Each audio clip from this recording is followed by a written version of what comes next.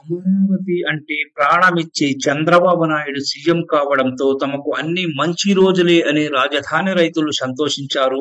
అయితే వాళ్ళ ఆనందాన్ని కూటమి 10 నెలల పాలన ఆవిరి చేసింది. జగన్ హయాంలో ఒక రకమైన నష్టం జరిగితే ఇప్పుడు చంద్రబాబు పాలనలో మరో రకంగా నష్టపోవాల్సి వస్తోందని రాజధాని రైతులు అల్లాడిపోతున్నారు. పాలకులు అన్యాయం చేసినప్పుడల్లా న్యాయస్థానాన్ని ఆశ్రయించడం రాజధాని రైతులకు పరిపాటైంది. ఈ నేపథ్యంలో మళ్ళీ పాదయాత్ర మొదలుపెట్టే అవకాశం ఉందా అనే చర్చకు తెరలేసింది. వైసీపీ పాలనలో 2 దఫాలు రాజధాని రైతులు పాదయాత్ర చేసిన సంగతి తెలిసిందే. 2019 డిసెంబర్ 17న అసెంబ్లీలో ముఖ్యమంత్రి వైఎస్ జగన్మోహన్ రెడ్డి 3 రాజధానుల ప్రకటన చేశారు. దీంతో అమరావతి రైతులు ఆ మరుసటి రోజే రోడ్డెక్కారు.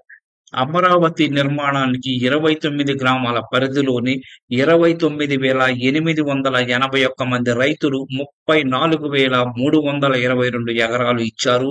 అలాగే ప్రభుత్వ దేవాదాయ ఇతరత్ర భూములన్నీ కలుపుకొని రాజధానికి 58,000 ఎకరాలను నాడు చంద్రబాబు సర్కారు సేకరించిన సంగతి తెలిసిందే.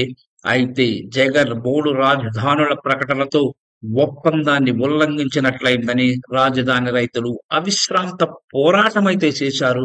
2021 నవంబర్ 1న న్యాయస్థానం టు దేవస్థానం పేరుతో అమరావతి నుంచి తిరుపతి వరకు 57 రోజుల పాటు పాదయాత్ర చేశారు. ఆ తర్వాత ఏడాది శ్రీకాకుళం జిల్లా అరసవల్లి ఆలయానికి పాదయాత్ర చేపట్టారు. అయితే ఆ యాత్ర అభ్యంతరంగా ఆగిపోయింది. ఏపీ హైకోర్టులో రాజధాని రైతులకు అనుకూలమైన తీర్పు వచ్చింది. ఆ తరువాత ప్రజా కోర్టులో అంటే ఎన్నికల్లో వైసీపీ ఓటమి మూటగట్టుకుంది. చంద్రబాబు సర్కారు కొలువు తీరకనే రాజధానిపై ప్రత్యేక శ్రద్ధ కనబరిచారు. తాజాగా మరో 44,000 ఎకరాలను సేకరించాలని ప్రభుత్వం నిర్ణయించడంతో రాజధాని రైతులు ఒక్కసారిగా షాక్ గురయ్యారు. దీంతో హైకోర్టును ఆశ్రయించడానికి సిద్ధమయ్యారు. రాజధాని రైతుల ఆవేదనలో న్యాయం ఉంది.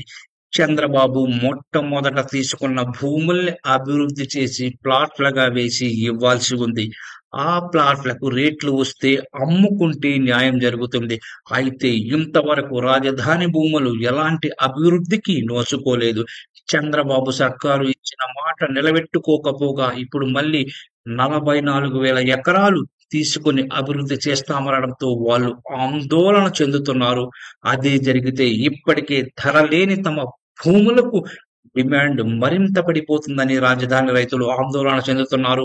రాజధానికి భూములిచ్చిన పాపానికి సర్వం కోల్పోయి రోడ్డున పడతామనే రైతుల ఆందోళనల్ని ప్రభుత్వం పట్టించుకోకపోవడం ఆశ్చర్యం కలిగిస్తుంది. అందుకే ఓవైపు న్యాయ పోరాటం, మరోవైపు ప్రజా పోరాటానికి రాజధాని రైతులు శ్రీకారం చుడతారా అనే ప్రశ్న ఎదురవుతోంది.